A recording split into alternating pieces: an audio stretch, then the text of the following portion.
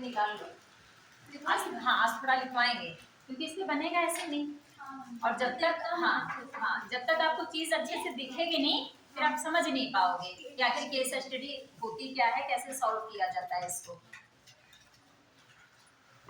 थोड़ा उसका मेथड लिखवा देंगे।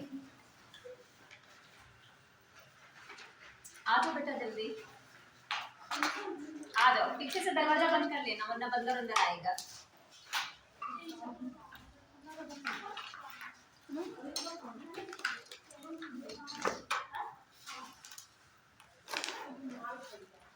कॉपी भी निकाल लेना बेटा।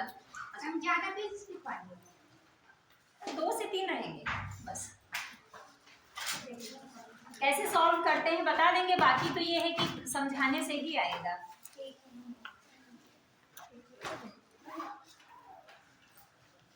मार्कर वाला होता तो जरूरत ही नहीं पड़ती लिखवाने की। हाँ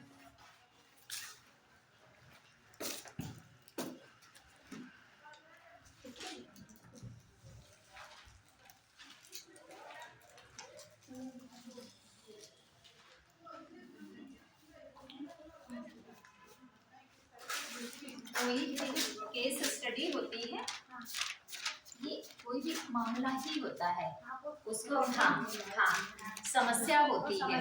हाँ तो किसी भी समस्या को जब आप हल करते हैं तो कौन कौन से रास्ते अपनाते हैं उन पे।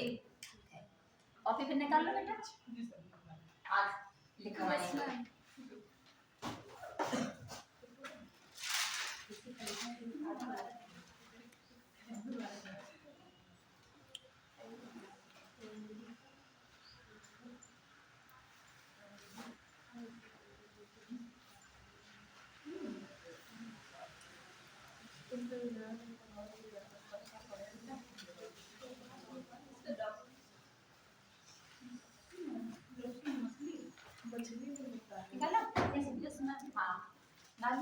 अध्याय 8 case study, unit 8 case study.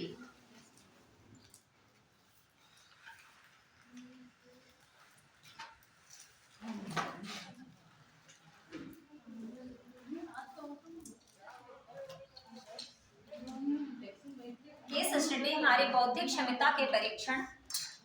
Case लिखो बेटा लिखो। केस स्टडी हमारी बौद्धिक क्षमता के परीक्षण का एक उपयोगी माध्यम है। केस स्टडी हमारी बौद्धिक क्षमता के परीक्षण का एक उपयोगी माध्यम है।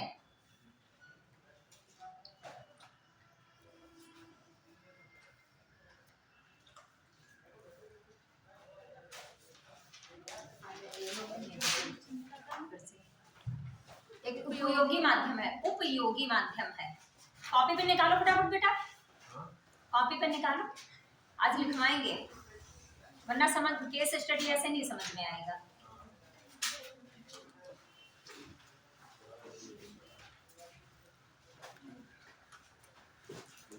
जो लोग अभी आए हैं वो लिखें। केस स्टडी हमारी बौद्धिक क्षमता के परीक्षण का एक उपयोगी माध्यम है।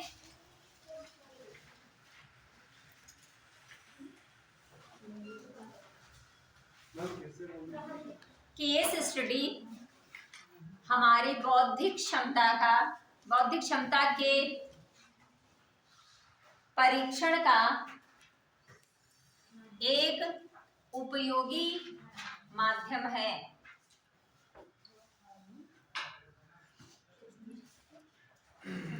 इसका प्रयोग निर्णय निर्माण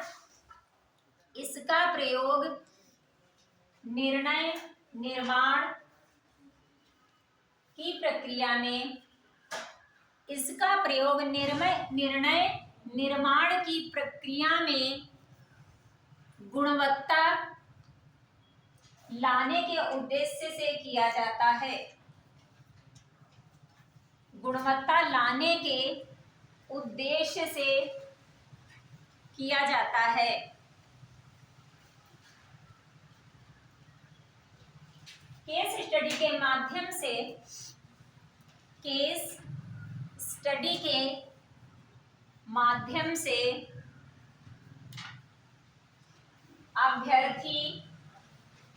अभ्यर्थी को प्रशासनिक कार्य प्रणालियों,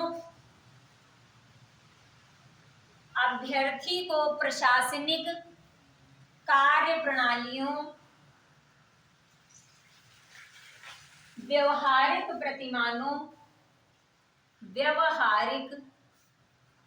प्रतिमानों एवं क्रियान्वयन का ज्ञान एवं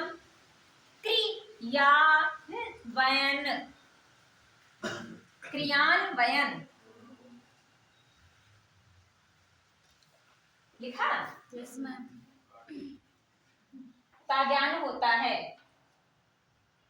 प्रतिमानों एवं क्रियान्वयन का ज्ञान होता है, जो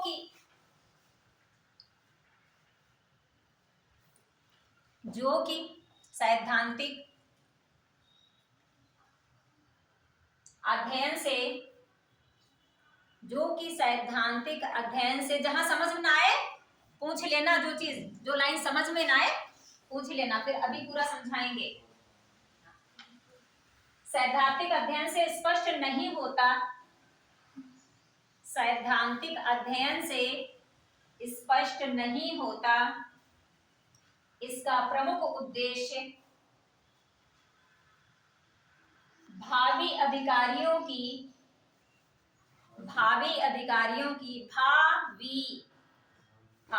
भविष्य के अधिकारियों की भावी अधिकारियों की विश्लेषण क्षमता का विकास करना है, विश्लेषण क्षमता का विकास करना है, जिससे वह कार्य क्षेत्र में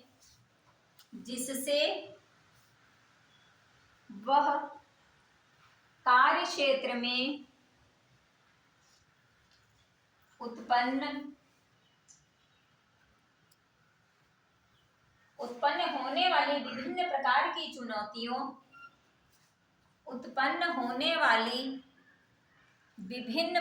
की चुनौतियों, समस्याओं का साक्षात्कार करते हुए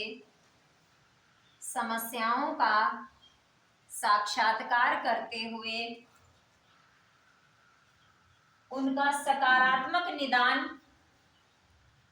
प्रस्तुत कर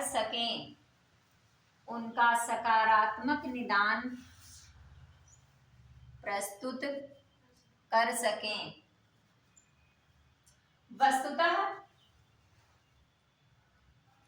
वस्तुतः से मतलब होता है, क्या होता है वस्तुतः का? लगभग असल में मैम उनका सकारात्मक निदान प्रस्तुत कर सकें। पिन्यू पैरा से लिखो, नई लाइन से। वस्तुतः होगा, कोई नहीं, लाइन है नहीं तो आप बनाओ ना, ये केस स्टडी है। अगर प्लेन भी है तो आप जिस लाइन में लिख रहे हो, आपने बना तो लाइन ही दी, तो जब आप उसके नीचे चले जाओगे नई लाइन बन जाएगी। हाँ, आपने जहां पे लिख दिया वो लाइन बन गई, और जब उसके नीचे चले जाओगे दूसरी लाइन बन जाएगी। वस्तुतः केस स्टडी समस्या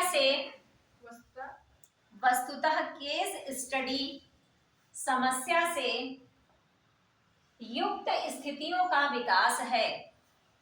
वस्तुतः केस स्टडी समस्याओं से युक्त वस्तु स्थितियों का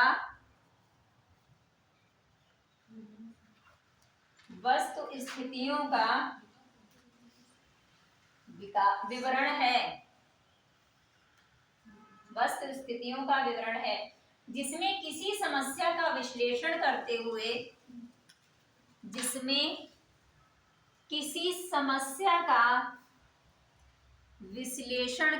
हुए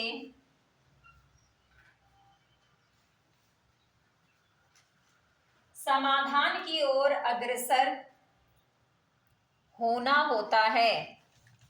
समाधान की ओर अग्रसर होना होता है।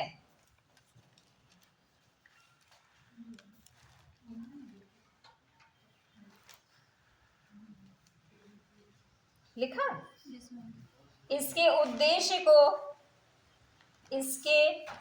उद्देश्यों को निम्नलिखित बिंदुओं के द्वारा समझा जा सकता है। इसके उद्देश्यों को निम्नलिखित बिंदुओं द्वारा समझा जा सकता है।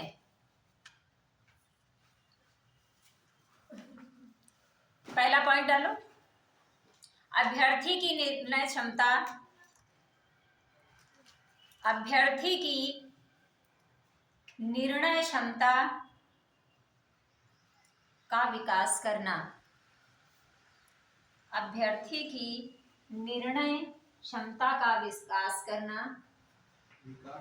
विकास करना।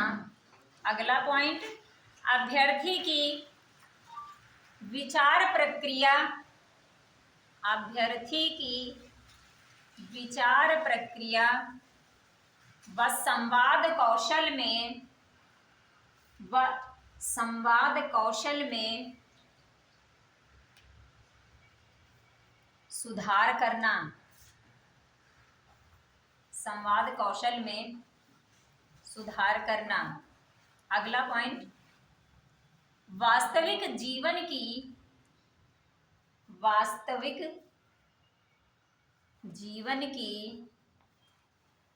प्रशासनिक स्थितियों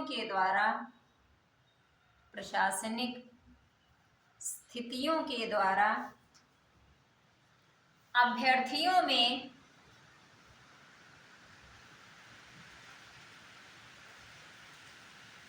व्यवहारिक दृष्टिकोण विकसित करना, व्यवहारिक दृष्टिकोण विकसित करना।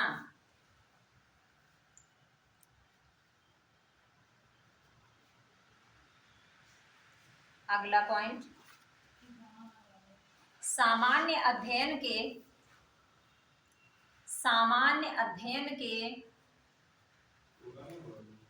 क्या हुआ? सामान्य अध्ययन के विभिन्न भागों को, सामान्य अध्ययन के विभिन्न भागों को विकसित करना, भागों को विकसित करना एवं संश्लेषित करना, एवं संश्लेषित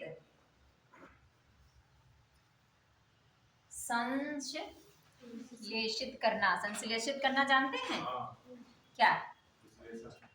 एनालिसिस करना, जोड़ना जोड़ना, विकसित करना।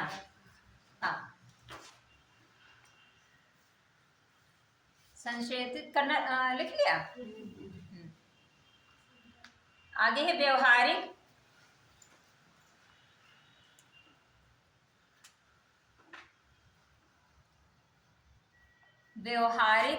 अनुप्रयोगों को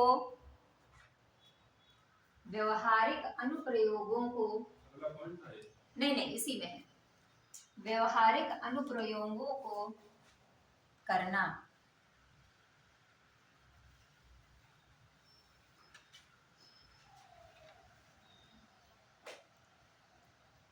अगली हेडिंग डालो, केस स्टडी को निम्नलिखित बिंदुओं की सहायता से, केस स्टडी को निम्नलिखित बिंदुओं की सहायता से हल किया जा सकता है।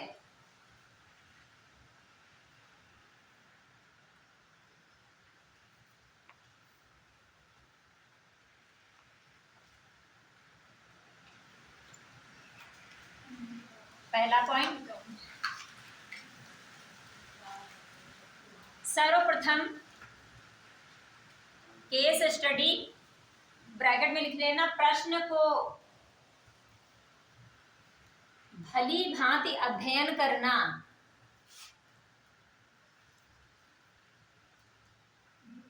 भली भांति या अच्छी प्रकार से अध्ययन करना, सर्वप्रथम केस स्टडी को भली भांति या अच्छी प्रकार से,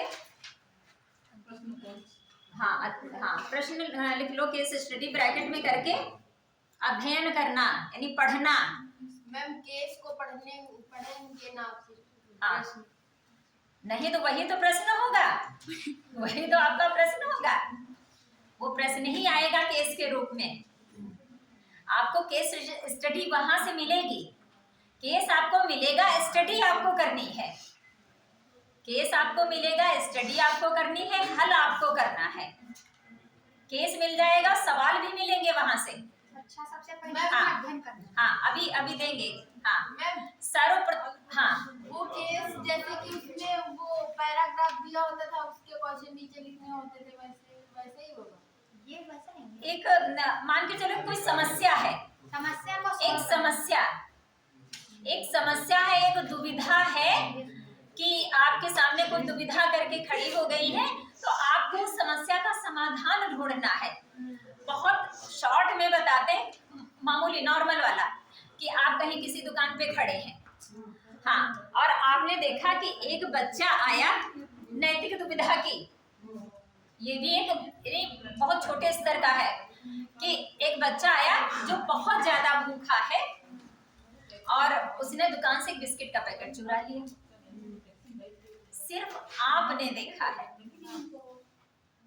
ये नैतिक दुविधा की है, केस स्टडी वाला, तो सिर्फ आपने देखा उसको चुराते हुए, दुकानदार ने भी नहीं देखा, और बच्चे को तो भूख लगी है तो वो इस चीज से ही परे हो गया कि चोरी करनी कि नहीं करनी है। आपने देखा है, अब आप उस पे क्या निर्णय लेंगे कि मुझे बताना चाहिए क्योंकि वो बच्चा बहुत भूखा है, उसकी आवश्यकता है। अब आपके सामने नैतिक दुविधा आ गई ना कि आप बताते हैं या नहीं बताते या नहीं बताते हैं। मैम नहीं बताना चाहिए। केस स्टडी में मैम समस्या तब नहीं होगी। देखो केस स्टडी का मुख्य मुद्दा जब आएगा तो समस्या आपको पे कर देंगे। देखो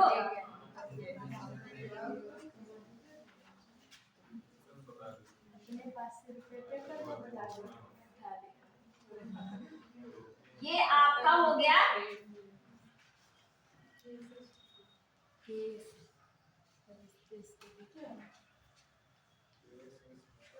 और ये आपका है। आपको जब सही और सही में चुनना होगा तब संकट नहीं होगा। जब आपको सही और सही में चुनना है तब संकट नहीं है। जब आपको सही और गलत में सही में सही और सही में अरे सही और गलत तो पैदा ना हो ऊपर है ऊपर आ नहीं, साध और साधन दोनों अगर अच्छे हैं तो फिर चिंता ही क्या है। वो मैटर दूसरा हो गया, वो मैटर दूसरा है। अगर साध्य और साधन दोनों सही हैं, केस स्टडी में गांधी जी के साध साधन का सिद्धांत लगेगा। अगर साधन भी पवित्र है और साध्य भी पवित्र है तब तो कोई चिंता ही नहीं आपको केस सॉल्व करने में। पर अगर दोनों में से कहीं एक कोई रॉन्ग है कि साधन गलत है पर साध्य सही है, और साध्य सही है साधन गलत है, तब आपके सामने नैतिक दुविधा खड़ी हो जाएगी। तो आपको इनमें दिक्कत नहीं होगी। जब नैतिक दुविधा खड़ी होगी वहां पे आपके लिए दिक्कत हो जाएगी। देखो डस्टर भी जा रहा है बेचारा, टूट के गिर जाएगा नीचे और जाएगा कहाँ? ग्रेविटी से नीचे हाँ, ही आएगा। और जाएगा कहाँ? उसके जाने के आसार नहीं है कहीं।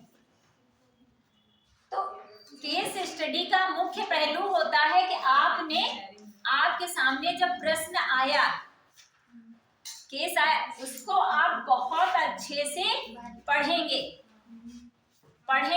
मतलब अध्ययन करेंगे कि उसके एक एक पॉइंट को देखना है, क्योंकि इसमें बहुत कुछ दिख रहा होगा आपको, बहुत कुछ छुपा हुआ, उस छुपे हुए को आपको निकालना है। और फिर इसकी पृष्ठभूमि आपको तैयार करनी है 2-3 लाइन की, क्योंकि आपके पास शब्दों की फाउंडेशन है कि इतना 250 में ही आपको लिखना है, और जब इतने में ही आपको लिखना है और जो वो केस स्टडी मिलेगी वो भी इसी में जुड़ेगा, है सब इसी में, कि ये नहीं कि आपको 250 अलग से लिखने हैं, उसके भी मिला करके शब्द तब होगा आपका 250। केस स्टडी के कितने क्वेश्चन होते हैं? 6 आएंगे केस स्टडी के? हाँ। और थ्योरी वाले भी 6 आएंगे? 12। हाँ। तो केस स्टडी के 6 क्वेश्चन आएंगे और 6 आपको सॉल्व करनी है। 6 केस स्टडी आपको सॉल्व करनी है, तो समय का मैनेजमेंट बहुत अच्छा करके चलना होता है कि केस स्टडी अध्ययन से ही आएगी। लॉजिक की चीज है, जैसे जब कोई चीज आप लगातार हर करने लगते हो तो वो चीज आ नहीं जाती आपको। कोई गेम ही रख लो, अगर कोई थोड़ा सा मुश्किल गेम है, पहली बार आप खेलते हो तो थोड़ा मुश्किल होता है, और जब वो लगातार वो आप करने लगते हो काम तो वो आसान होने लगता है। तो केस स्टडी का भी यही है कि आप 1-2 बार जब सॉल्व करोगे तो लगेगा कि मुश्किल है, पर जब इसको सॉल्व करने लगोगे तो जैसे वही हाल है कि जिनको मैथ नहीं आती उनके लिए मैथ बहुत बड़ी समस्या है, पर जिनको मैथ आती है उनके लिए मैथ से सरल कोई विषय नहीं है, क्योंकि हाई स्कोरिंग है और समय भी कम लगता है। समय, हाँ, अगर आपको आती है अच्छे से, अगर नहीं आती है तो फिर तो आपके लिए हिंदी भी लिखनी मुश्किल है। जो सब्जेक्ट हमें नहीं आता है उसके लिए तो फिर हिंदी भी मुश्किल है, और अगर किसी सब्जेक्ट पे हमारी कमांड है, अगर हमें वो अच्छा आता है तो फिर वो बहुत आसान होता है लिखना। तो वही है कि केस स्टडी जब आप सॉल्व करोगे लगातार तो इसमें आपको बड़ा मजा आएगा केस सॉल्व करने में, और फिर वो जैसे ही आप पढ़ेंगे आप उसके पार्ट तुरंत निकाल लेंगे। तो सबसे पहले आपको इंट्रो देना है, आपको भूमिका पर ये है कि 2 या 3 लाइन से अधिक भूमिका नहीं होनी चाहिए। संक्षिप्त शब्दों का बहुत अच्छा चयन करिएगा, जितने शॉर्ट में लिखेंगे तो उतना ही ज्यादा आसान रहेगा। जब आप शब्दों का अच्छा चयन करेंगे तो ये रहता है ना कि जहां पे आपको पता चले कि कोई बात कहनी है वो 3 लाइन में आ रही है, कुछ ऐसा है कि आपने उसको सटीक बिठाते हुए कह दिया तो वो 1 ही लाइन में आ गई। तो शब्दों का बहुत अच्छा चयन करना है और एथिकल शब्द ही लिखिएगा, हाँ, क्योंकि एथिक्स है तो एथिकल वर्ड का ही इस्तेमाल ज्यादातर करिएगा। तो इसका सबसे पहले इंट्रो भाग रहेगा कि आप बहुत अच्छे से इसको पढ़े सबसे, और जब पढ़ लिए तो हमें पता चल गया कि ये क्या कह रही है, केस स्टडी क्या कह रही है। फिर हमने इसका इंट्रो ज्यादा से ज्यादा 3 लाइनों में, अधिकतम। अब देखो वही है कि अधिकतम हमने कह दिया तो अधिकतम 1 ही में आ गया, और वैसे लिखोगे आप अधिक से अधिक, हाँ, ज्यादा से ज्यादा, और ऐसे है अधिकतम। भाई अधिक तो आप लिखते ही तम आपने लगाया, दूना हो गया, हाँ, आपने उसमें बचा लिया, 1 शब्द बचा लिया, हाँ, और नहीं 1 शब्द क्यों बचा लिया, 3 बचे, से भी बीच में डालना पड़ेगा ना, 3 शब्द आपके बच गए। तो ऐसे ही बहुत ध्यान से लिखना है कि आपको 1-1 शब्द बचाना है, क्योंकि 250 से ऊपर हुआ तो आप मानक से हट जाओगे, हाँ, ज्यादा लिखते तो थोड़ा तो हट जाएंगे। और क्या, जब कह रहा है कि आप 250 शब्दों में जवाब दीजिए तो आप ज्यादा शब्दों में जवाब दे देंगे तो गड़बड़, कि आप नियमों का पालन नहीं कर रहे हैं। नियम बनाया गया ना, आप नियमों का पालन नहीं कर रहे हैं, तो अधिक नहीं लिखना। वो नहीं है कि बीए और एमए का है, कुछ भी नहीं आता है कुछ भी नहीं आता है तो जो रात में खाए थे बहुत लोगों के मुंह से सुना है कि अरे कुछ भी ना पढ़ो, बीए में तो कुछ भी लिखाओ जा करके, तो वो कुछ अनर्गल बातें भी करके अपना पासिंग मार्क्स ले लेते हैं। मैम ऐसा ही होता है। हाँ, अभ्यर्थी की निर्णय क्षमता का विकास करना अभ्यर्थी की निर्णय क्षमता का विकास करना, कि निर्णय लेने कोई अभ्यर्थी आप नहीं हाँ। आप या मुझे भी आवाज नहीं, अभ्यर्थी जब पढ़ाया जा रहा है तो आपको इंगित किया गया है आपकी निर्णय क्षमता को, और यही अभी आप अभ्यर्थी हैं, और जब पद पे जाएंगे तब अधिकारी हो जाएंगे। तो अभी आपकी निर्णय क्षमता, आप वहाँ पेपर देने जाओगे ना, एग्जाम देने जाओगे, तो आप स्टूडेंट ही तो है, तो आपकी निर्णय क्षमता को परखा जाएगा कि आप कैसे आंसर देते हैं, और कितनी तीव्रता के साथ देते हैं। आपने 6 केस स्टडी सॉल्व कर ली या नहीं कर पाए, और 6 की 6 आपने सही करी है कि नहीं की है। तो मैम ये तो जांच हुआ ना कि मतलब क्षमता को बढ़ाना, ये तो जांच नहीं, करना। क्षमता को बढ़ाना क्यों नहीं, ये तार्किक है, लॉजिकल है। तो मैम तार्किक तो मतलब अपने घर पे बैठ के क्लास में बैठ के सीख सकते हैं, मतलब बढ़ा सकते हैं, और वहाँ पे तो वो मतलब एज अ वो क्या कहते हैं उसको, जांच रहे होंगे हम लोगों को। तो वो ये थोड़ी ना कह रहे हैं, ये सब्जेक्ट कह रहा है, ये सब्जेक्ट कह रहा है कि अभ्यर्थी की निर्णय क्षमता को बढ़ाना, ये सब्जेक्ट पढ़ा के इस विषय का अध्ययन करा के आपके निर्णयन की क्षमता को बढ़ाना, यानी निर्णय लेने की क्षमता को बढ़ाना। निर्णयन मतलब निर्णय लेने की क्षमता को बढ़ाना। जाओ देवी जी बाहर जाओ।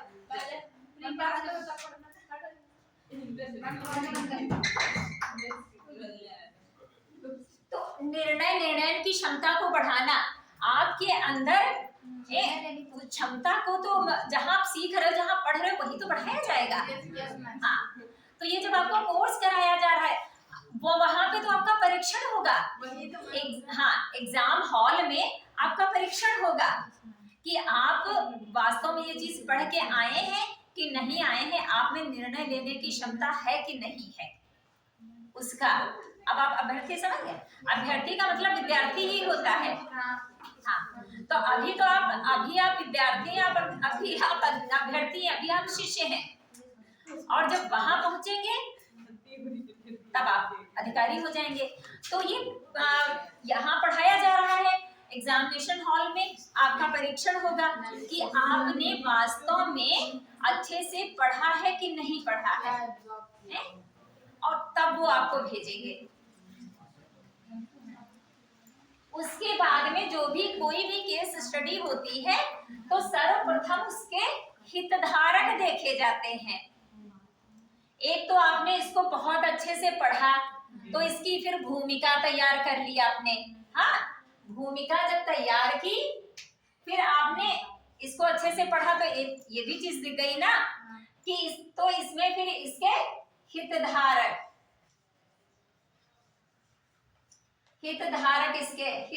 से क्या तात्पर्य है? जो भलाई करने वाला, हित करने वाला। नहीं, कितने को प्रॉफिट हो रहा है क्या? ये इसके अंदर कितने लोग ऐसे हैं जो यह केस उनको प्रभावित कर रहा है। आप तो है ही हैं, आप ये मान के चलो, ये केस जो है ये एक फिल्म है, आप इसके हीरो हैं, नायक आप हैं, तो आप तो प्रभावित हो ही रहे हैं, क्योंकि सॉल्व आपको करना है। पूरा केस आप पढ़ेंगे और बहुत बारीकी से देखेंगे कि कौन कौन इससे प्रभावित हो रहा है। आपको नंबर करके फटाफट यहाँ लिख लेना है कि कौन कौन इससे प्रभावित हो रहा है। तो इसमें व्यक्ति नहीं हो सकता, सिर्फ व्यक्ति ही नहीं हो सकता है कि रमेश एक व्यक्ति है केस स्टडी में, तो रमेश प्रभावित हो रहा है। दीपा है इसमें, तो एक दीपा प्रभावित हो रही किसी कारण से। अगर हमारा देश और समाज प्रभावित हो रहा है, तो वो भी आपको देना है कि इस केस से कुछ ऐसा निकलेगा जिससे हमारा राष्ट्र, हमारा समाज या कोई वर्ग विशेष या जाति विशेष को इस प्रकार की क्षति या लाभ हो सकता है। तो सारे तथ्य, क्योंकि आपको जवाब नैतिक स्तर पे आदर्शात्मक जवाब देना है। आपको जब आप जवाब देंगे, जवाब देने में आपको साध्य और साधन का विशेष ध्यान रखना है कि साध्य और साधन दोनों में शुभता होनी चाहिए। हाँ, दोनों नीतिपरक होने चाहिए। ये नहीं कि आप ये सोच रहे हैं कि साध्य तो हमारा बहुत अच्छा है, शुभ है, हमें साध्य के लिए ही काम करना है। तो जब हमारा साध्य अच्छा है, हमारा उद्देश्य अच्छा, हमारा परिणाम अच्छा है, हम अच्छे की प्राप्ति के लिए कुछ गलत रास्ता अपना लें, तो यहाँ पे ये मना है। आप रास्ता भी नहीं वैसा अपना सकते हैं।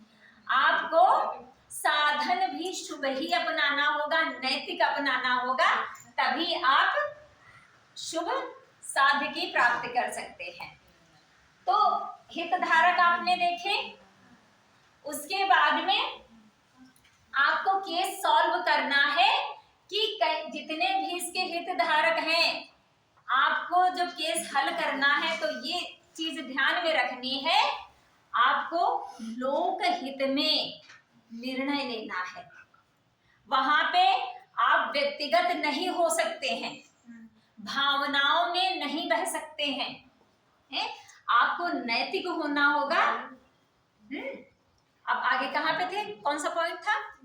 तो मैं उस केस को लेकर अब बता रही थी, उसी के बेस पर थोड़ा तो ये पॉइंट तो लिखवा दे, पॉइंट लिखवा दे। स्टडी को भली भांति अच्छी प्रकार से अध्ययन करना है। हाँ, फिर 2 डालो, नंबर 2 देखो, केस स्टडी की परिस्थितियां,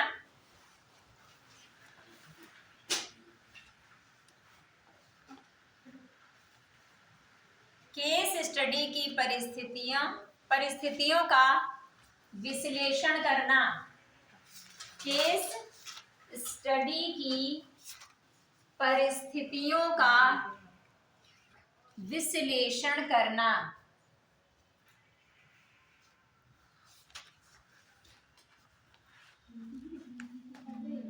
प्रश्नों को देखकर, तीसरा, प्रश्नों को देखकर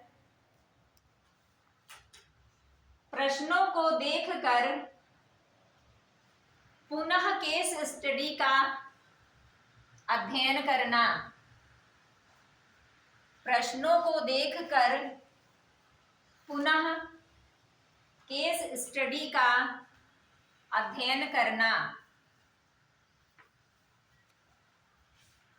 अगला पॉइंट है केस स्टडी की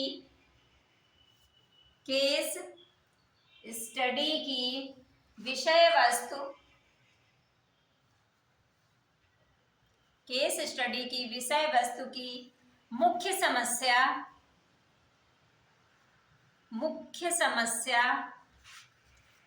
या कोर एरिया को समझकर, कोर एरिया जो प्रभावित हो रहा है ज्यादा, मुख्य समस्या या कोर एरिया को समझकर उसके विषय क्षेत्र को स्पष्ट करना। उसके विषय क्षेत्र को स्पष्ट करना। नया पॉइंट। तो दो बार पढ़ना पड़ेगा, पहले हाँ, पढ़े और फिर इस प्रश्न को पढ़े, फिर एक बार पहले अच्छे से उसको पढ़ लो, जैसे ही सामने आए एक बार अच्छे से पढ़ लो, फिर प्रश्न पढ़ो। जब उसको पढ़ लोगे आप, फिर प्रश्न पढ़ो। प्रश्न पढ़ने के बाद में जब आप केस स्टडी पढ़ोगे तब ये लगेगा कि अरे ये प्रश्न मैंने पढ़ा था, ये यहाँ से मैच कर रहा है। हाँ, और अगर आप पढ़े नहीं रहोगे, पहले प्रश्न पढ़ोगे फिर केस स्टडी पढ़ोगे, फिर से पढ़ना पड़ेगा, तो आपको केस स्टडी पहले अगर पढ़े रहोगे, प्रश्न पढ़ लोगे, फिर पढ़ोगे, तो आंसर देने में आसानी रहेगी, सॉल्व करने में आसान रहेगा। हाँ, अगला पॉइंट, केस स्टडी में घटित घटनाओं, केस स्टडी में घटित घटनाओं का प्रभाव, केस स्टडी में घटित घटनाओं का प्रभाव, किन किन पक्षों पर, किन किन पक्षों पर पड़ रहा है, पढ़ रहा है, इनको समझाना। पढ़ रहा है पे कॉमा लगा लेना, फिर लिखना इनको समझाना।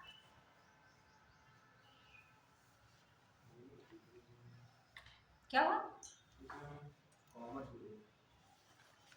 हाँ, अगला पॉइंट है, अगला पॉइंट तथ्यों एवं घटनाओं का, तथ्यों एवं घटनाओं का विश्लेषण पद्धति से, विश्लेषण पद्धति से अंतर संबंध, अंतर संबंध स्थापित करना, अंतर संबंध स्थापित करना, और फिर संभावित, और फिर संभावित उत्तरों का परीक्षण करना, उत्तरों का परीक्षण करना। अगला पॉइंट, सर्वाधिक सटीक, सर्वाधिक सटीक उत्तर का चयन करना, सर्वाधिक सटीक उत्तर का चयन करना, और उसके पक्ष में, और उसके पक्ष में तर्क देना, और उसके पक्ष में तर्क देना। अगला पॉइंट, उत्तर लेखन, उत्तर लेखन वर्णन की अपेक्षा, उत्तर लेखन वर्णन की अपेक्षा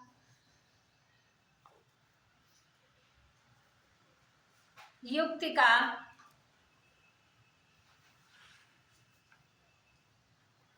युक्ति का प्रयोग करना चाहिए। उत्तर लेखन में बीच में डाल देना है, उत्तर लेखन में वर्णन की अपेक्षा युक्ति का प्रयोग करना,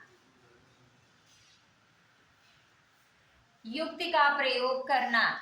मैम वर्णन की अपेक्षा युक्ति मतलब? हाँ, अभी बता रहे, पैरा पूरा हो जाए तो अभी करना। अथवा, अथवा आपका उत्तर कथन कारण जैसा होना चाहिए, अथवा आपका उत्तर कथन कारण जैसा होना चाहिए।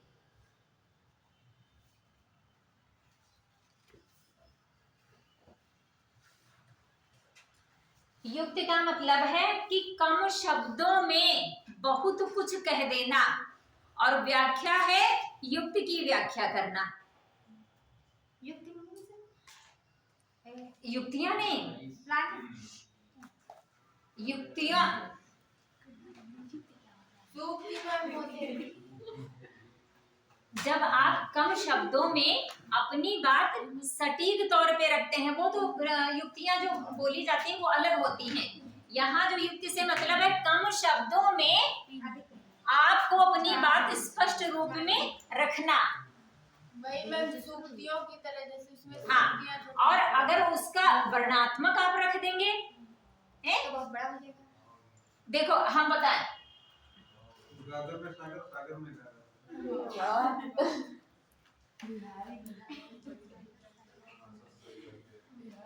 हिंदी बढ़िया पढ़े हो।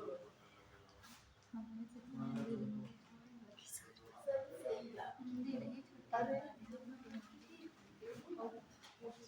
अच्छे से छोड़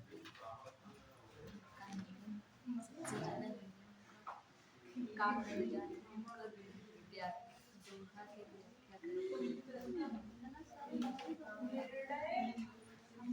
देखो, निर्णय को अग्रसारित करना या प्रेषित करना, कम शब्दों में आप ये कहोगे कि आपने जो निर्णय लिया है, आपने जो व्याख्या युक्त में अगर आप लिखेंगे तो निर्णयन की प्रक्रिया को अग्रसारित करना, निर्णयन की प्रक्रिया को प्रस्तुत करना। और अगर इसकी आप व्याख्या करके कहोगे तो ये जो आपने निर्णय लिया है, या जो आपके द्वारा निर्णय लिया गया है उसको आगे की तरफ बढ़ाना। हाँ, प्रेषित करना और अग्रसारित करना, बढ़ाने तो होता है, आगे की तरफ बढ़ाना या भेजना। तो ये पूरी व्याख्या इसकी हो गई। वो सुनने में भी नहीं अच्छा लग रहा है और उसमें शब्द भी ज्यादा लग रहे हैं। तो अगर कुछ आपको ऐसा लग रहा है तो आप ये यानी ऐसी भाषा में लिखेंगे, युक्त की भाषा में लिखेंगे। हाँ, युक्त की भाषा में लेंगे। है तो जैसे कहते हैं ना, धन यदि गया गया कुछ भी नहीं, स्वार्थ गए कुछ जाता है, सदाचार यदि गया मनुज का सब कुछ ही लुट जाता है। इसकी आप व्याख्या कर लो, आधे पन्ने में आएगी।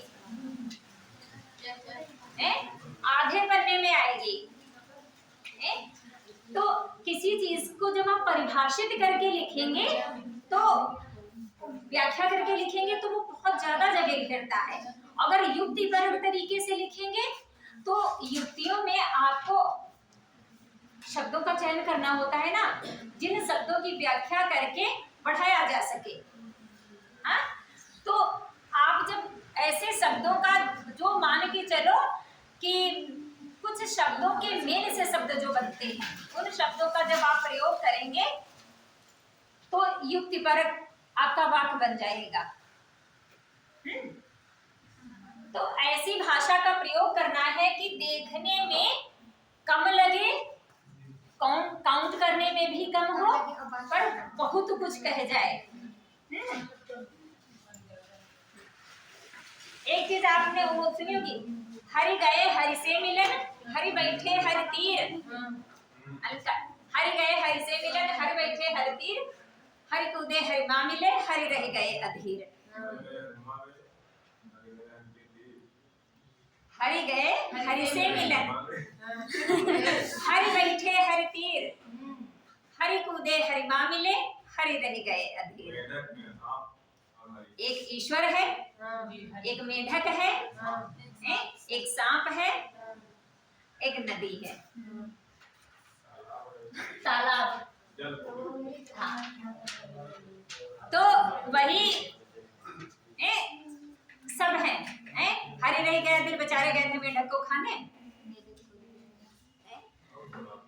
तो नहीं, अब हम एथिक्स पढ़ा रहे हैं, हिंदी थोड़ी ना पढ़ा रहे हैं।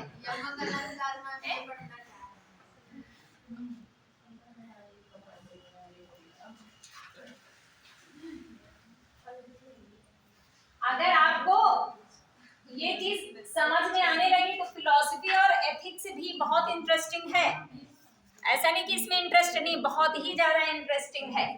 हमको तो इसके लॉजिक वाला जो पार्ट है उसमें बहुत इंटरेस्ट था। अभी तो काफी टाइम से छोड़ रखा है, वरना केस सॉल्व करने में हमें बड़ा मजा आता था।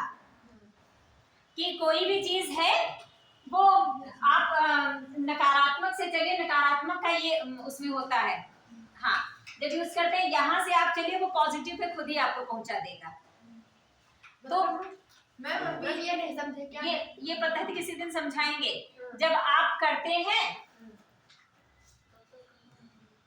आप, वो ऐसे ही होता है। आप चाय पिएंगे या कॉफी पिएंगे? Coffee P.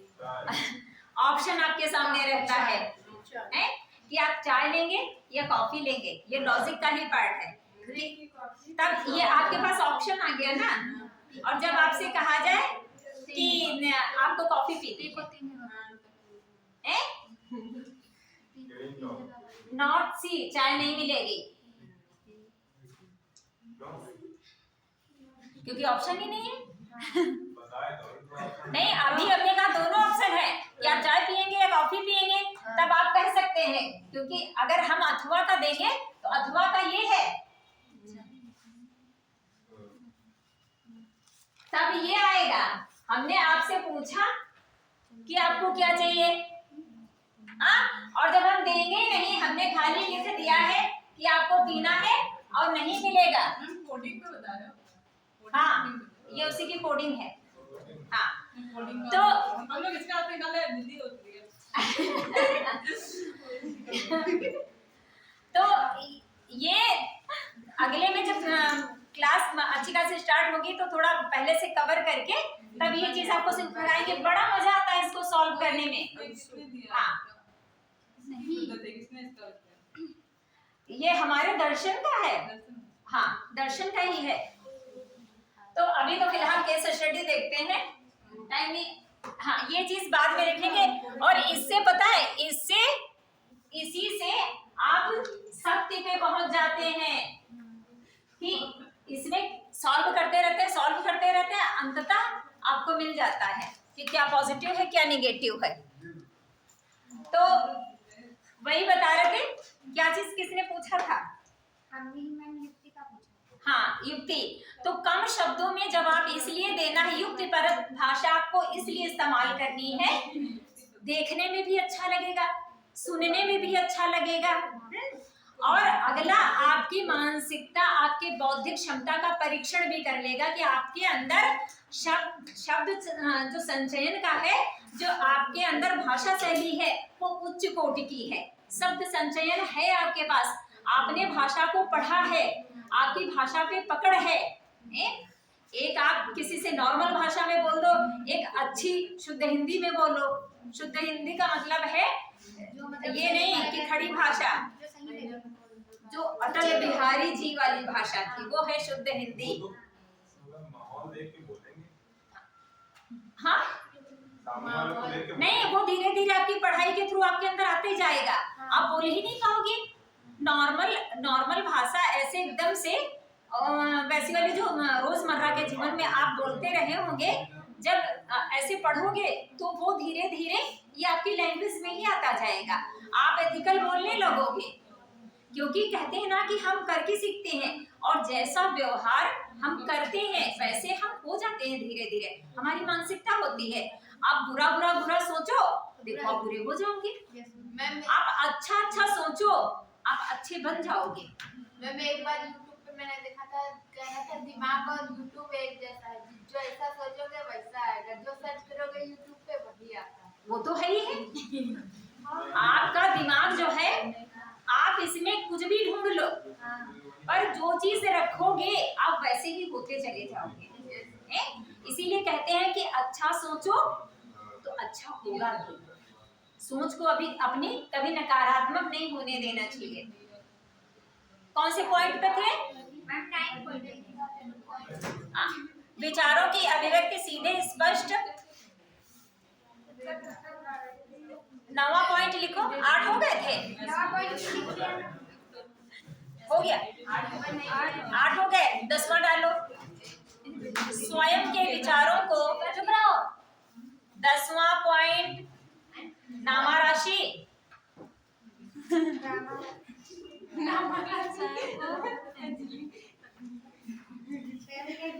स्वयं के विचारों को सरल स्पष्ट।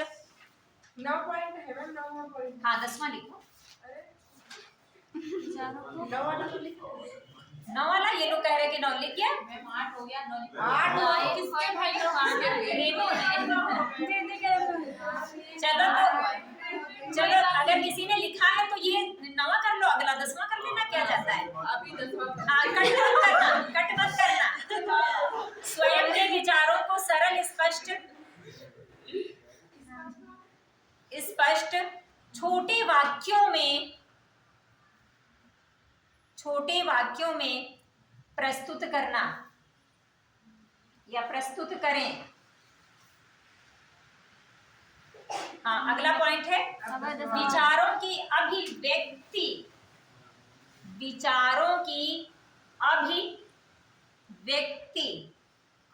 सीधे स्पष्ट तौर पर करें।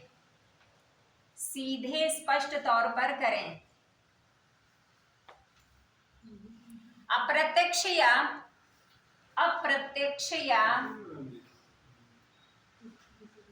घुमावदार भाषा का, अप्रत्यक्ष या घुमावदार भाषा का प्रयोग ना करें।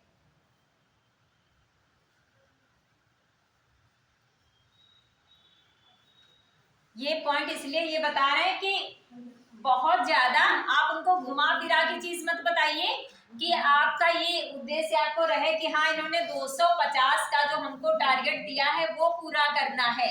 नहीं, यहाँ 250 का टारगेट नहीं पूरा करना है, हमको अपना मत रखना, अपना निर्णय रखना है और उसको सही साबित करना है। मैम अगर 200 शब्दों में कहा गया है 200 शब्दों में कहते तो कोई दिक्कत तो नहीं है। कम से कम शब्दों में, अगर कम शब्दों में आप अपनी बात रख पा रहे हैं तो बहुत अच्छा है, पर अगर अवसर मिल रहा है तो 250 पूरे कर दो ना, क्या जाता है, कुछ कह ही पाओगे बेहतर मैम, क्योंकि और भी तो और नहीं कर ही नहीं पाओगे, क्योंकि केस भी तो होगा। वो अगर जो प्रश्न मिलेगा उसके भी इसी में शब्द जुड़ेंगे, वो आपके 250 में ही सब होगा। अरे गिनना क्यों है, एक लाइन में 10 से ज्यादा आते नहीं है, ये तो कॉमन पता है सबको।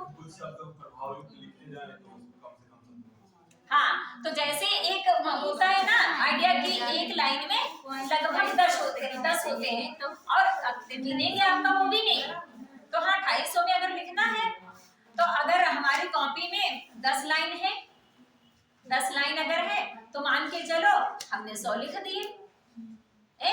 अगर आप थोड़ा बड़ा लिखते हैं या एक लाइन में आप 8 लिख रहे हैं तो आपका अंदाजा आ जाएगा कि 8 में आप 80 लिख रहे हैं, तो वो मानक मान के चलिएगा कि कितनी लाइनें हैं और कितने हैं। हाँ, तो शब्द गिनने में अपना समय नहीं बर्बाद करना है, आपको पहले से ज्ञात होना चाहिए कि एक लाइन में आप कितने शब्द लिखते हो। हाँ, और जितना माना कि जितना छोड़नी चाहिए स्पेस उतने छोड़ना चाहिए, एक्स्ट्रा नहीं छोड़ना चाहिए। उसमें फिर ये होता है कि आप पढ़ने का नुकसान कर रहे हैं। हाँ, मेरे पापा कहते कुछ लोग ये होता है ना कि जैसे लाइन छोड़ छोड़ के लिखते हैं कि लाइन छोड़ छोड़ के लिख दो तो ज्यादा पन्ने लिख जाएंगे, तो इसमें ये होता है कि कभी कभी एग्जामिनर उसके भी नंबर काट लेते हैं। हाँ, ज्यादा तो लिखने कि आपने कागज का मिसयूज किया है। हाँ, सही बात। आप जो बात आधी कॉपी में कह सकते थे आपने पूरी कॉपी, आपने सेकंड कॉपी ले ली तब तो कतई कल्याण हो गया।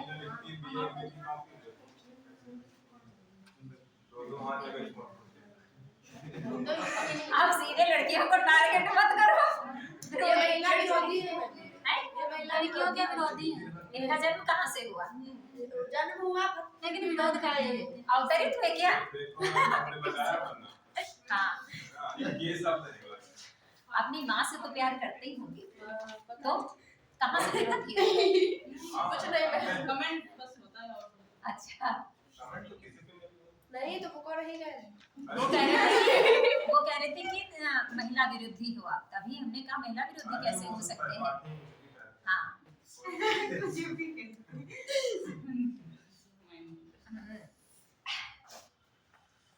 अब केस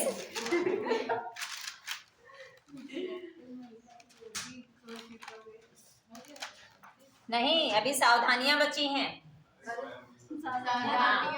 चलो फटाफट लिख लो, जल्दी जल्दी बोले, जल्दी जल्दी लिखो। आप बड़े लोग हो, छोटे बच्चे नहीं हो। सावधानियां डालो, सावधानियां।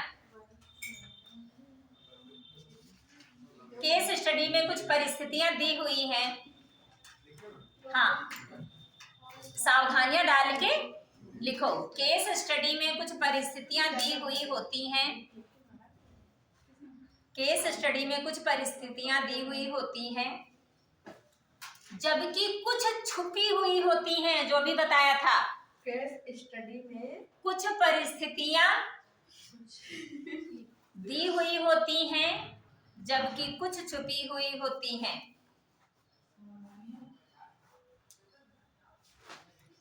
केस स्टडी में कुछ परिस्थितियां दी हुई होती हैं, छुपी हुई होती है। जबकि कुछ छुपी हुई होती हैं। ऐसे में केस स्टडी के ऐसे में केस स्टडी के संदर्भ में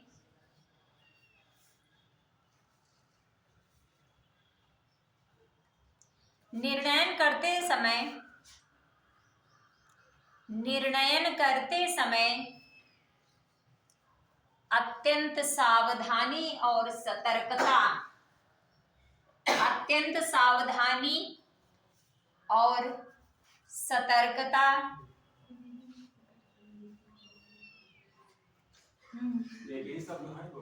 सतर्कता क्या की आवश्यकता होती है, अभी बताएंगे।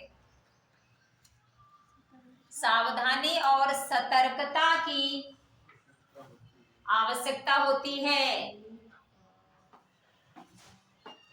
अभ्यर्थी द्वारा कभी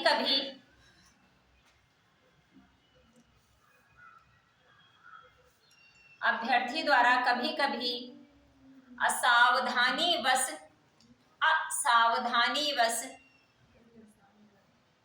कुछ ऐसे निर्णय प्रस्तुत कर दिए जाते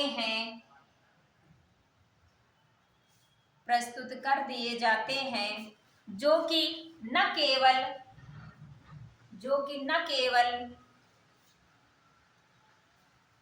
अप्रासंगिक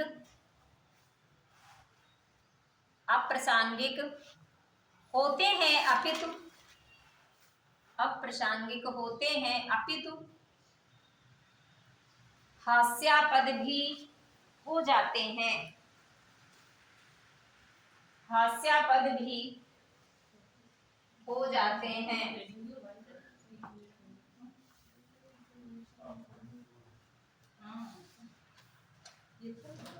अतः कुछ सावधानियों के द्वारा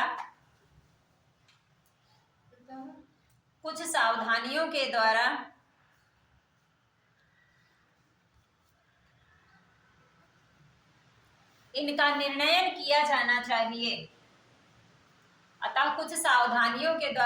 निर्णयन किया जाना चाहिए।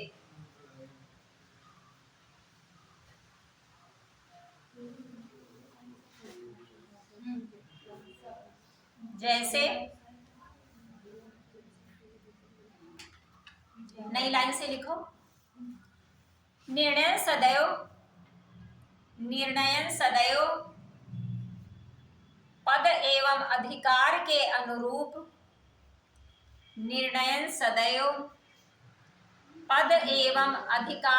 अनुरूप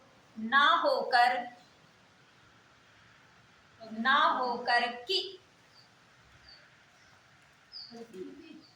स्वयं को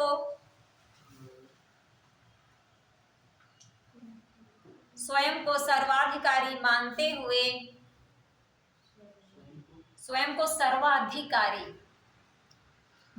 हुए निर्णय लिया जाए।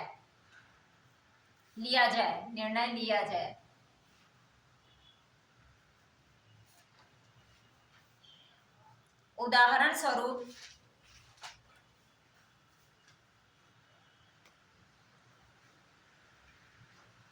यदि आप खंड विकास अधिकारी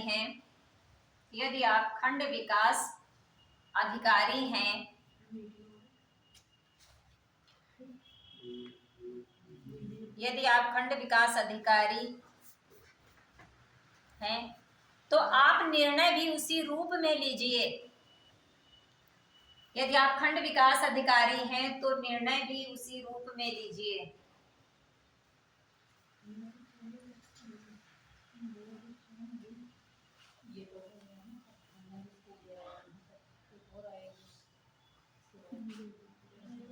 इसमें ना तो आप किसी सचिव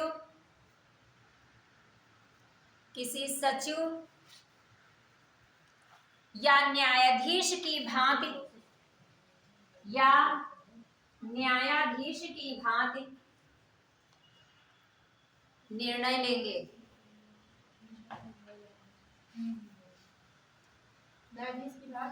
निर्णय लेंगे। कहने का मतलब है कि जो पद आपको मिला है उसके अनुरूप अपने पद को ध्यान में रहते हुए निर्णय लीजिए।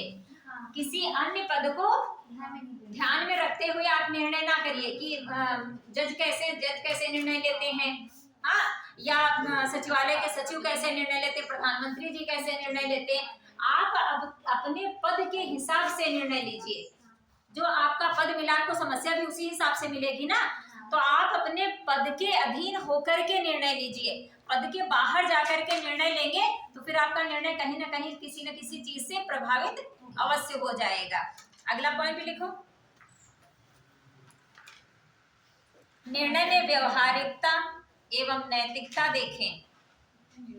निर्णय में व्यवहारिकता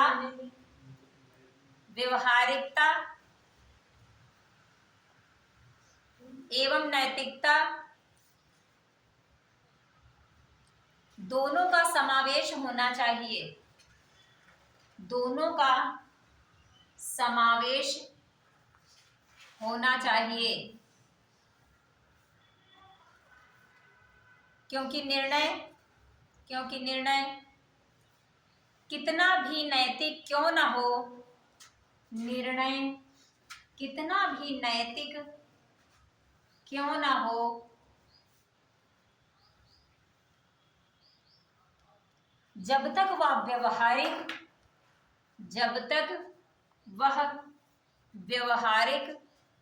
नहीं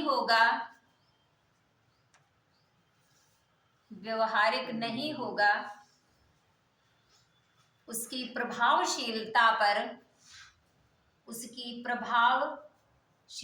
पर संदेह होगा। उदाहरण, उसकी प्रभावशीलता पर संदेह होगा। उदाहरण, दहेज प्रथा।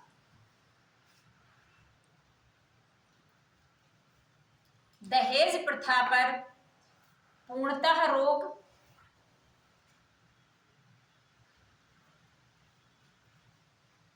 दहेज कम नहीं कर सकता। दहेज प्रथा पर पूर्णतः रोक, कामा लगा दो, दहेज प्रथा को रोक नहीं सकता। दहेज देने पे प्रतिबंध है। कहने का मतलब है कि आपने नैतिक निर्णय तो ले लिया। नैतिक निर्णय और व्यवहारिकता दोनों साथ में होनी चाहिए। अगर साथ में नहीं है तो भी फिर अच्छा नहीं बनेगा, क्योंकि आपने निर्णय तो ले लिया। दहेज प्रथा हो गया कि दहेज कोई नहीं लेगा, बिना दहेज की शादियां होंगी, पर वो निर्णय भी ले लिया गया, पारित भी कर दिया गया देश, पर उस पे अमल कितना हो रहा है? अमल नहीं हो रहा है ना। तो निर्णय लेना ही आवश्यक नहीं है, उस पे काम होना भी आवश्यक है। मैम सही बात चाहती थी। हाँ? रोक लग जाएगी तो लेंगे।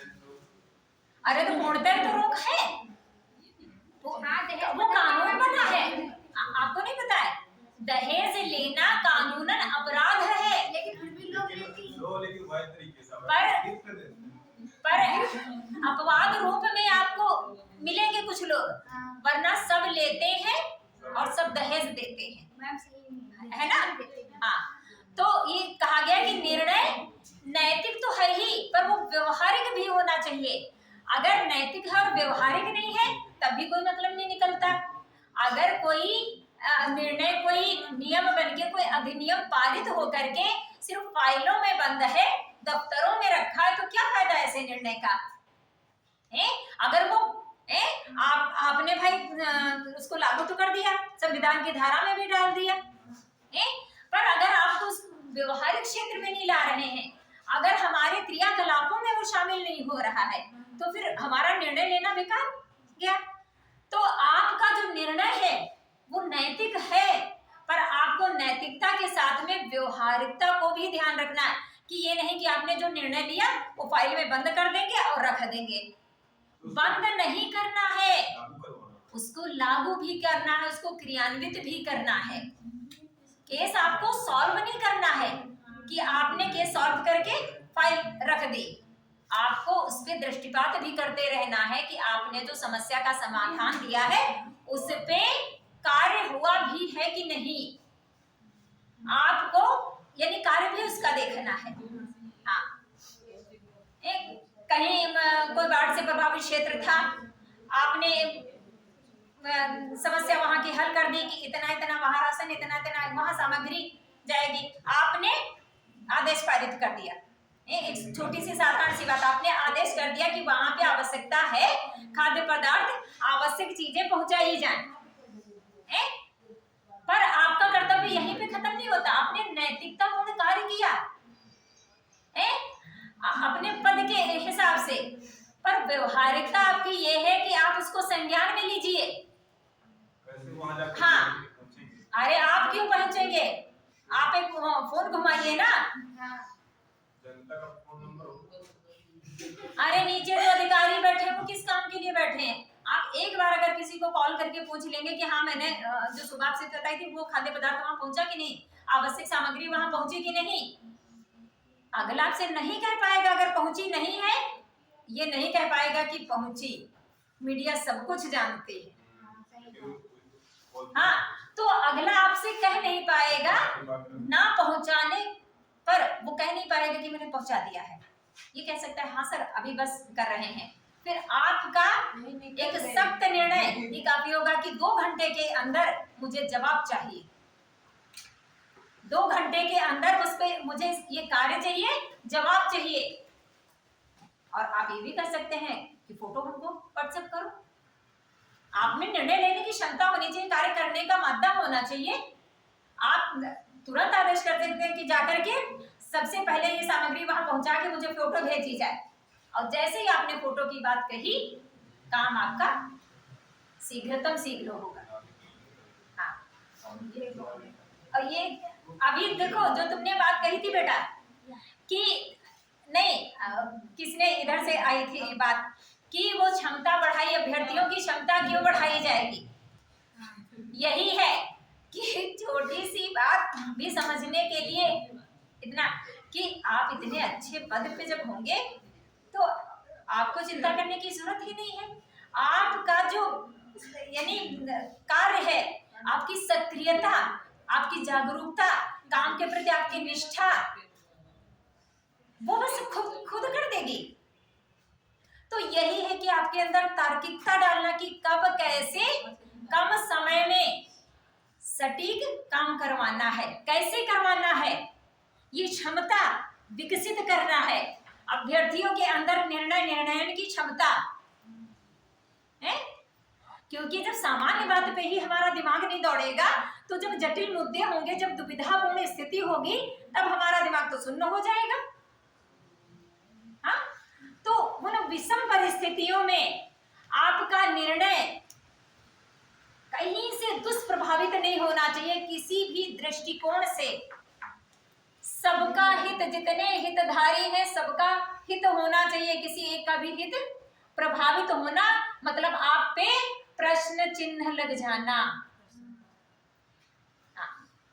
भाई जनता का ही पैसा आप ले रहे हो ना, बाहर से कहीं से नहीं आ रहा है। जो सैलरी मिलती है वो जनता का ही पैसा होता है, बाहर से कहीं से नहीं मिलता है। सरकार कहाँ से लाती है, उसका कोई अपना व्यक्तिगत कोष थोड़ी ना।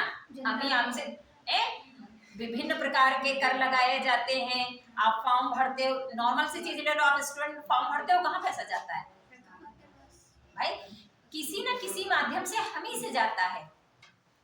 खेती से कर आज भी लिया जाता है, नहीं हम तो भरते हैं। क्या नहीं, 2-4 रुपए का नहीं आता है, हम तो लगान साल में लगभग 500 के आसपास या 700 के आसपास भरते हैं। अरे हम आता है, कहाँ किस दुनिया में रहते हो?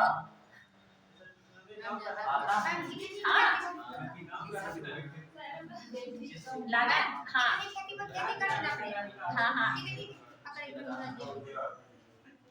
अब ये सटीक मानक नहीं, पर हाँ लगान हमको 2 से 3 जगह भरना पड़ता है। 3, क्योंकि जो काम हम करते हैं वो तो सटीक पता ही पता है। हाँ, और अभी लगभग 20 दिन पहले मैंने भरा है, तो वो तो हमको पता ही है। हाँ कहाँ पे थे? हाँ नहीं, लगान लिया जाता है, ये अंग्रेजों के जमाने से शुरू हुआ था और अभी चल रहा है। हाँ भले ही मामूली तौर पे लिया जाता है पर लिया जाता है। कहाँ पे थी बेटा? हमारा दहेज प्रथा पर पूरा रोक हाँ हाँ दहेज प्रथा। हाँ फिर अगला पॉइंट लिखो। कितने पॉइंट? निर्णय, बस 2-3 है।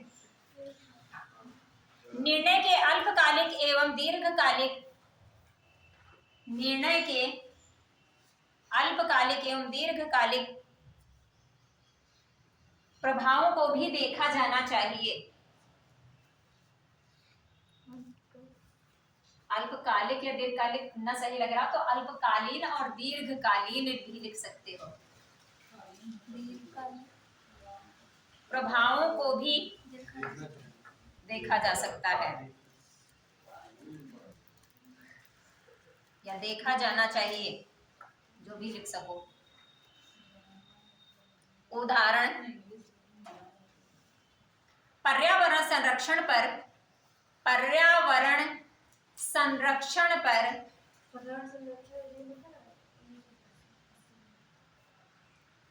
निर्णय करते हुए, पर्यावरण संरक्षण पर निर्णय करते हुए विकास की आवश्यकताओं को अनदेखा नहीं किया जा सकता है। विकास की आवश्यकताओं को अनदेखा नहीं किया जा सकता है। ये आपके विषम दुविधापूर्ण स्थिति होगी कि आप फैक्ट्री नहीं बनाओगे या कुछ नहीं चालू करोगे, जब वहां से जो निकलेगा वो वातावरण को तो प्रभावित ही करेगा। तो उसमें जो बेहतर से बेहतर रास्ता है वो आपको अपनाना होगा। जब ऐसी विषम दुविधापूर्ण स्थिति होगी कि आपको, यानी आप मध्य में खड़े हैं, आप किधर जाएं समझ में नहीं आ रहा है, कि नैतिक भी है और अनैतिक भी है। भाई नैतिक इसलिए क्योंकि आप विकास नहीं करेंगे तो भी वो नैतिक पूर्ण कार्य नहीं होगा ना। देश का और समाज का विकास तो करने चाहिए। पर्यावरण को क्षति पहुंच रही है वो भी हमारे लिए दुखदायी है। तो अगला पॉइंट लिखो। हाँ कम से कम, हाँ कम से कम क्षति, यहाँ पे आपको कम से कम क्षति का सिद्धांत लागू करना होगा कि ऐसा कौन सा मार्ग हम अपनाएं कि पर्यावरण को कम से कम नुकसान हो। हाँ अगला पॉइंट लिखो।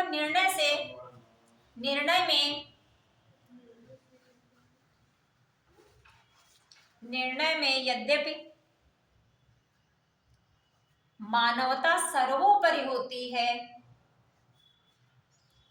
निर्णय में यद्यपि मानवता सर्वोपरि होती है, तथापि संस्थान का हित भी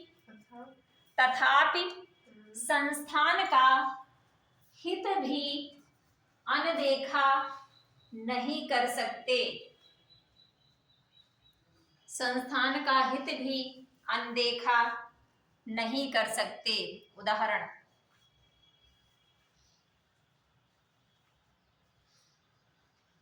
श्रमिकों के कल्याण हेतु ऐसा निर्णय नहीं लिया जाना चाहिए, ऐसा निर्णय नहीं लिया जाना चाहिए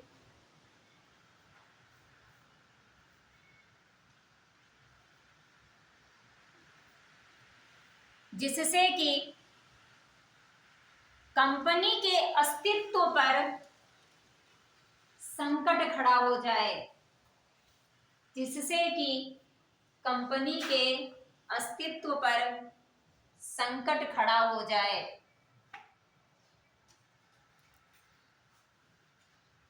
आपको दोनों का हित देखना है ना, तो इसमें भी मध्य मार्ग निकालेंगे कि श्रमिकों का भी हित रह जाए और कंपनी भी हाँ चलती रहे और अच्छी अवस्था में चले। भाई जब कंपनी जब अच्छे तौर से चलेगी उसको लाभ होगा, तभी तो श्रमिकों को रोजगार मिलेगा। हाँ आगे लिखो। इसके अतिरिक्त निर्णय में सदैव राष्ट्रीय एवं अंतरराष्ट्रीय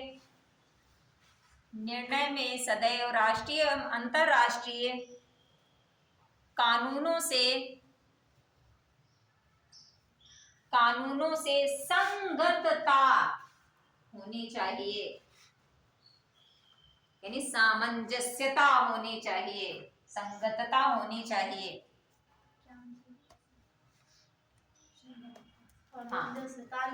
हाँ तालमेल होना चाहिए कि ये नहीं कि आप कोई भी निर्णय ले रहे हैं, देश प्रभावित हो रहा है तो भी गलत बात है। नहीं, आप देश ही के लिए तो कार्य कर रहे हो, जनता देश की ही है। अगर जनता प्रभावित हो रही तो देश प्रभावित, समाज प्रभावित होगा, समाज प्रभावित हो रहा देश प्रभावित होगा। लिखना बस इतना ही है, तो प्रभावित होगा इसलिए। और अंतरराष्ट्रीय स्तर पे भी कोई ऐसी इस प्रकार की क्षति नहीं होनी चाहिए। अब केस सॉल्व किया जाए। क्यों, क्या हुआ? हमारे पास इसमें इतना ही लिखना है। हाँ इतना ही लिखना बस। हाँ अब अगर आपको कोई समस्या लगे तो हमको बताना, हम और लिखवा देंगे। नहीं, हम पढ़ेंगे। केस स्टडी सॉल्व करने के लिए इतना। और पहली बात ये इसलिए लिखवा दिया कि आप अच्छे से इसको पढ़िएगा। हमने ये पीडीएफ बना के इसीलिए नहीं सेंड की, वरना पीडीएफ बना के सेंड कर सकते थे, अपना ये समय बचा सकते थे। फोन पे आप लोग निकाल के लिखोगे है नहीं, पढ़ोगे है नहीं इतना अच्छे से। ऐसे की कॉपी आपकी रहेगी तो आप किसी भी टाइम उठा के पढ़ लिए। फोन में नहीं देखोगे, पीडीएफ में देखने में आप लोग कह रहे हैं कि थोड़ी दिक्कत होती है। हाँ तो ऐसे है कि कॉपी पे लिखा रहेगा, इसको 2 से 3 बार आप आराम से पढ़िएगा जरूर। पढ़ोगे, केस को जब अच्छे से समझोगे, सॉल्व करने में कोई दिक्कत नहीं होगी, अच्छे से सॉल्व हो जाएगा। हाँ हाँ केस नहीं, केस लिखो फटाफट। केस लिखो तभी तो सॉल्व होगा। समझा दीजिए। जब तक एक लिख लो तभी तो। छोटा ही है।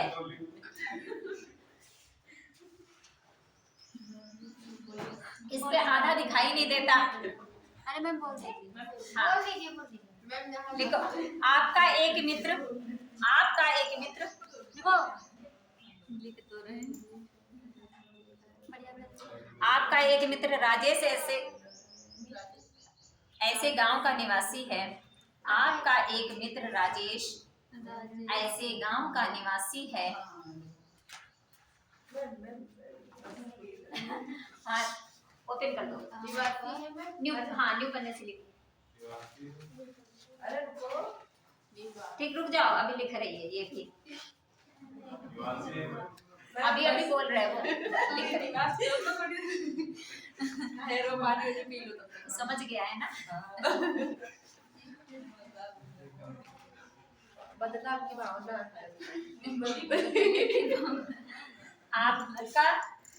आपका एक मित्र राजेश ऐसे गांव का निवासी है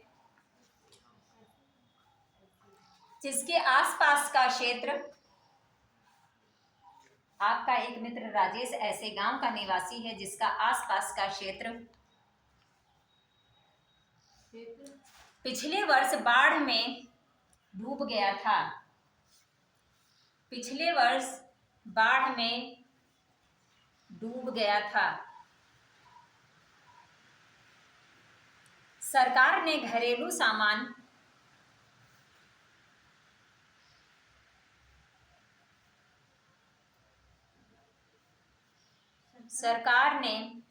सामान दोबारा फसल बोने दोबारा फसल बोने के लिए बीज खरीदने हेतु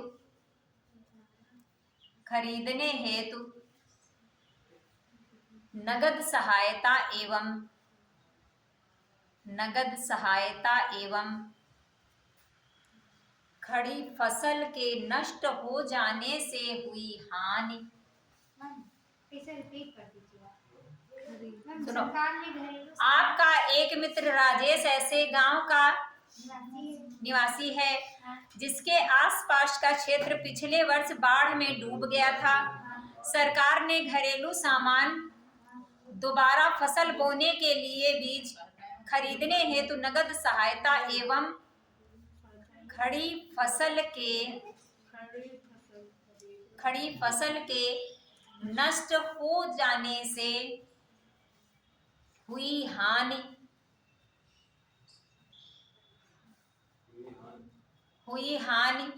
की क्षतिपूर्ति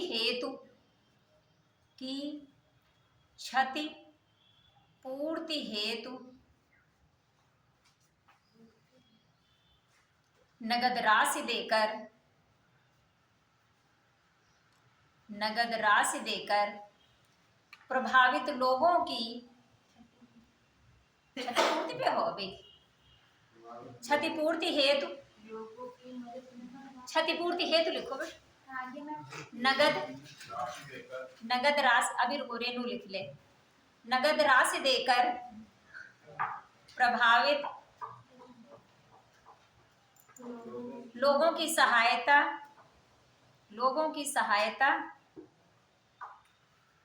की।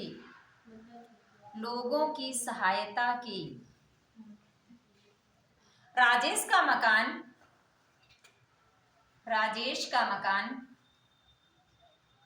ऊंचे स्थान पर था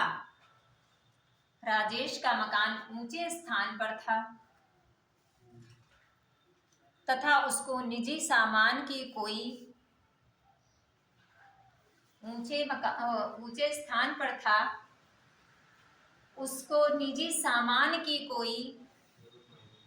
क्षति नहीं हुई या हानि नहीं हुई।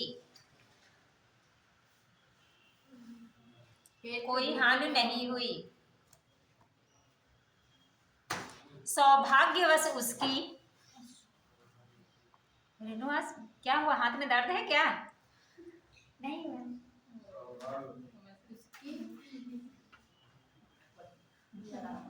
एक बार पेन छोड़ो तुम रेनू, पेन छोड़ो, दोनों हाथ ऐसे ऐसे करो।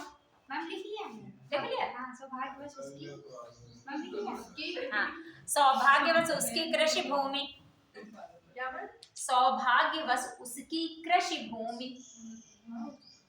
भूमि बाढ़ से उफनती नदी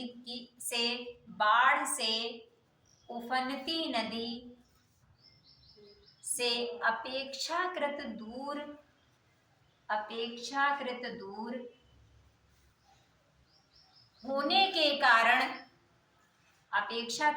होने के कारण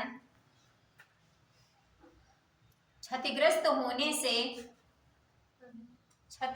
होने से बच गई। यानी मकान भी बच गया और फसल भी बच गई। मकान भी बचा है। अभी कहानी आगे है। इस प्रकार राजेश के परिवार को कुछ लिखी भी जाती हैं जो समस्यात्मक होती हैं, तभी तो आप निकालोगे हल। इस प्रकार राजेश के परिवार को किसी भी प्रकार की कोई हानि नहीं हुई। इस प्रकार राजेश के परिवार को किसी भी प्रकार की कोई हानि नहीं हुई।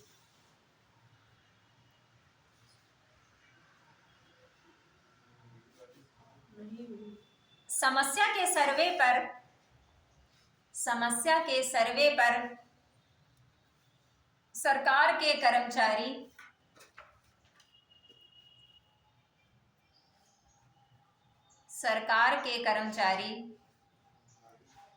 जनता को हुई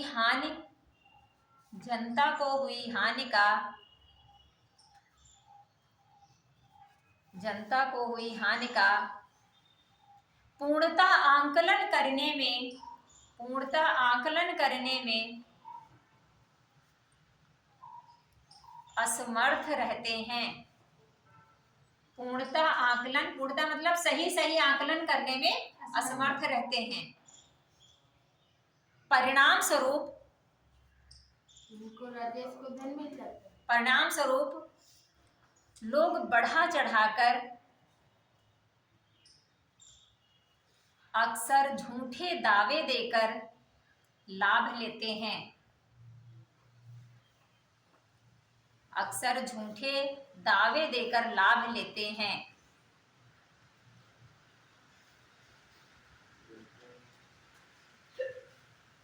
राजेश ने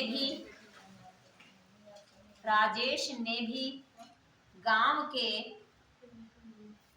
अन्य लोगों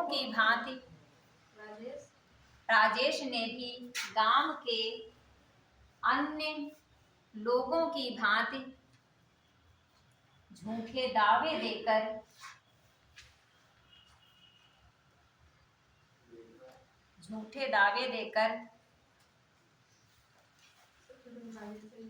धन व सामान प्राप्त किया।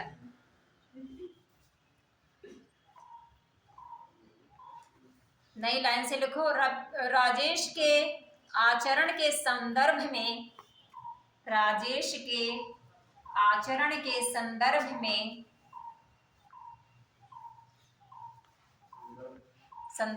निम्नलिखित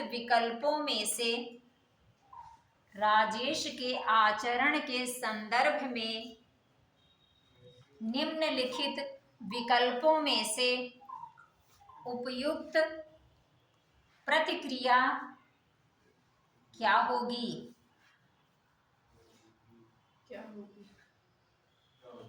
नंबर 1 नीचे लिखो। केस स्टडी जैसे हम यानी बता रहे हैं ऐसे ही मिलेगी बिल्कुल। और इसमें स्टार्टिंग में जहाँ है राजेश आपका एक मित्र, वहां पे प्रश्न लिखा होगा। हाँ, प्रश्न लिखो। राजेश को नंबर 1 डाल के ये पॉइंट दिए होंगे और आपको फिर बताना होगा इनको पढ़ के। राजेश को केवल सच्चे दावे करने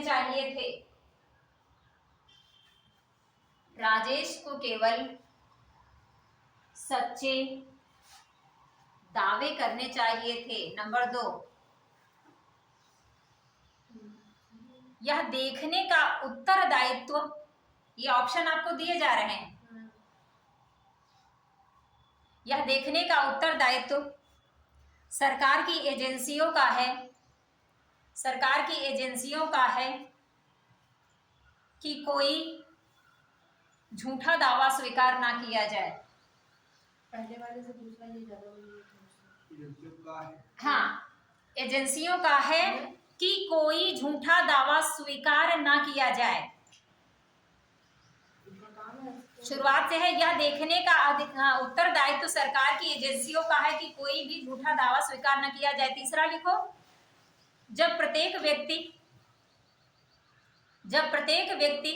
व्यवस्था को धोखा दे रहा है तो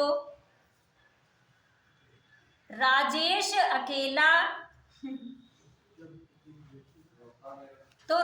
अकेला कुछ नहीं कर सकता। जब प्रत्येक व्यक्ति धोखा दे रहा है तो राजेश अकेला कुछ नहीं कर सकता। कॉमा लगा के लिखो, उसे सबके साथ मिल जाना चाहिए। उसको सबके साथ मिल जाना चाहिए। चौथा पॉइंट है, से घड़ा बनता है। जब कभी प्राकृतिक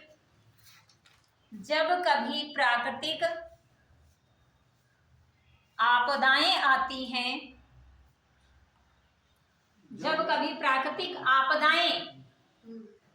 हैं तो सरकार सस्ती लोकप्रियता पाने हेतु सहायता देती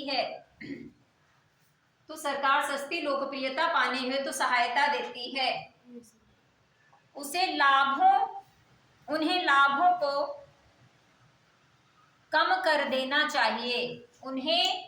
लाभों को कम कर देना चाहिए चाहिए। बी वाला में अब ये सब लोग नेक्स्ट क्लास में बताइएगा कि कौन सा सही है और क्यों। इस पे कम से कम आपको 3 बिंदु रखने होंगे। खाली यही नहीं बताना है। केस सॉल्व करने का मतलब है कि क्यों, आपको क्यों बताना है। कम से कम 3 से 4 पॉइंट आपको, जैसे मैंने बिंदु लिखवाए हैं, ऐसे आपको बताना है नैतिकता पूर्ण। मैम लिख कर आएंगी? हाँ, अलग से लिख के ले आना, फिर हम भी सॉल्व करवाएंगे। ये पूछे जाएंगे कि मतलब जो नहीं है वो क्यों नहीं है। हाँ, कम से कम 3 से 4 बिंदु में आपको लिख के लाना है कि कौन सही है और कौन गलत है। बंद कर दो बेटा। इसको बंद करो। हाँ,